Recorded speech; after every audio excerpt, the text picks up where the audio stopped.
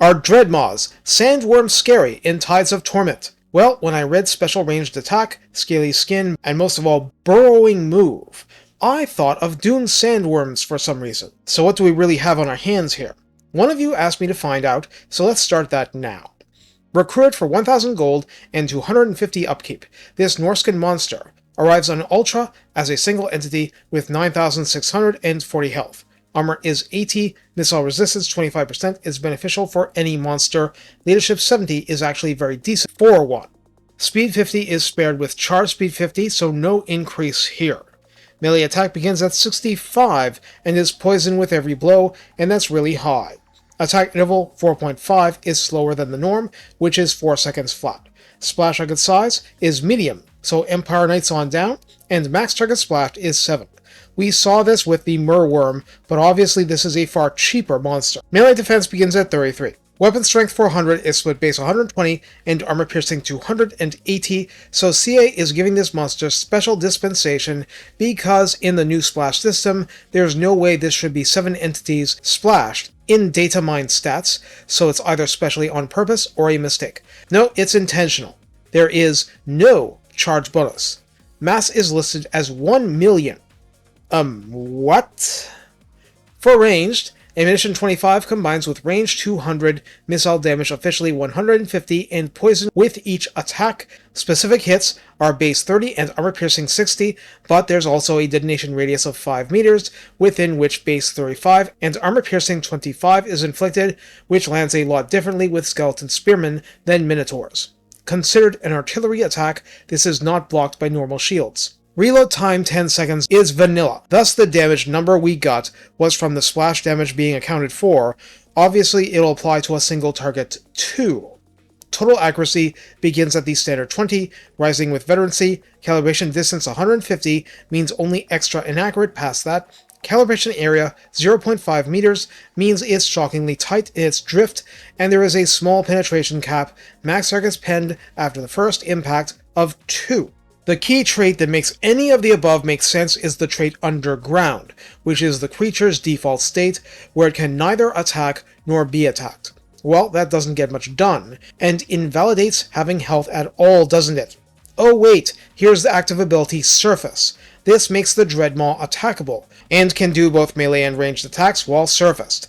I didn't see any kind of wind-up for the ranged attack either, but anyway, it may be a little finicky also.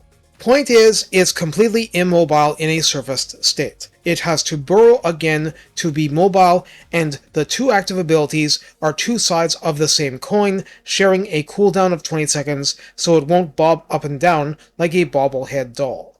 The special move, Deep Tunneling, has a 60-second cooldown, range 130 meters, and in a 15-meter radius. When the maw resurfaces, it does 12 damage, 25% of which is armor piercing, and thus guaranteed to pierce armor.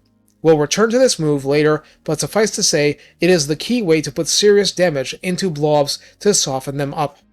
Obviously, the maw cannot pursue fleeing enemies in any traditional sense.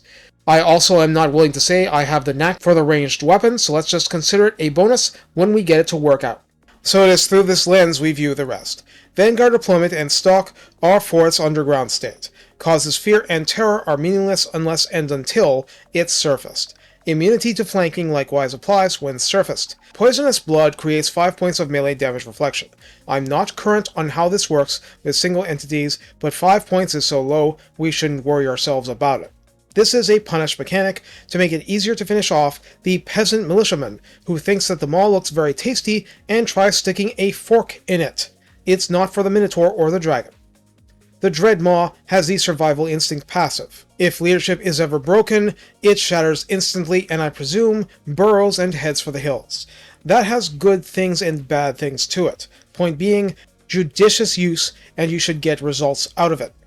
In the redline skills, 3 pips in Monsters of the North grants melee attack plus 6 and melee defense plus 6. Hulks of Death give rank 7 and up 1's armor plus 12, weapon strength plus 12%, and ward save plus 8%. In the tech tree, it's monster section all the way down.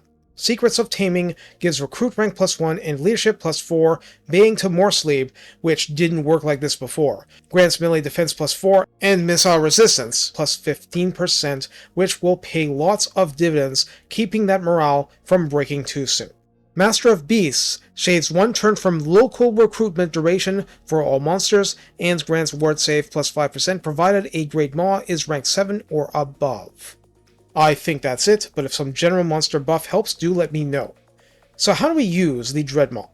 Well, I've noticed it's difficult to get the Maw to move directly under a unit, so either you bait a unit to walk right over it and then surface, or just get as close as possible. The special repositioning attack has its conveniences, so basically I think this has 2 simple uses. One is as a mobile turret of mild effectiveness, and poison is good stuff. The other is as a blob mauling monster. It's properly meant to rip through infantry, but it doesn't care if the prey is armored or not, which means, short of being shot to pieces, it has amazing prospects against dwarfs, which is not something the roster is generally good at dealing with. Since you literally can't use it in other ways, the advice will have to be limited to understanding its price this way because it's easy come, easy go. It can be very hard to take this down if it's deployed in the right situation, and conversely, it's amazingly easy to see it shattered by the right force. Of course, if it's going to get beat up to that extent, you might prefer it runs so that you don't run the risk of losing the monster entirely. If you win the battle, it's all good.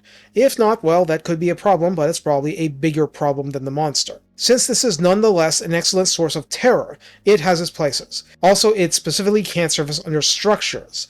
You'll have to work out how useful it is with a siege by yourself, building on what I've shown in this video. By all means, let me know what evil uses you've found for the beast. For 250 upkeep, you're getting a lot, purely because of the strict conditions and the non-negotiable micro. At least, where to get it fighting. After that, if things flee from it, it'll spit in contempt at your remaining foes. Could do worse. One final note, for sieges, the special burrowing move can get the Dread Maws past walls and blockers. That also means they're without support until you get gates bypassed, and I tested it, Dread Maws cannot occupy gates on their own. No hands to drop the drawbridge, I guess. Take care, and have fun burning your dread.